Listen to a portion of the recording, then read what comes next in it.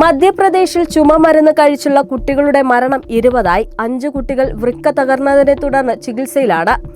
അതേസമയം കുട്ടികൾക്ക് Coldrif cup syrup നിർദ്ദേശിച്ച ഡോക്ടർ പ്രവീൺ സോണിയെ പോലീസ് അറസ്റ്റ് ചെയ്യുകയും ചെയ്തിട്ടുണ്ട്. സംഭവത്തിലെ ആദ്യ അറസ്റ്റ് കൂടിയാണിത്. ചികിത്സയിലുള്ള കുട്ടികളിൽ 2 പേർ നാഗ്പൂർ മെഡിക്കൽ കോളേജിലും 2 പേർ എയിംസിലും ഒരാൾ സ്വകാര്യ ആശുപത്രിയിലുമാണ് ചികിത്സയിലുള്ളത്. മരിച്ച 20 കുട്ടികളിൽ 17 പേർ ചിന്നിവാഡ, 2 പേർ ബേത്തൂൾ, ഒരാൾ മണ്ടാർന ജില്ലയിൽ നിന്നുള്ളവരാണെന്നും മധ്യപ്രദേശ് ഉപമുഖ്യമന്ത്രി രാജേന്ദ്ര ശുക്ല അറിയിച്ചു.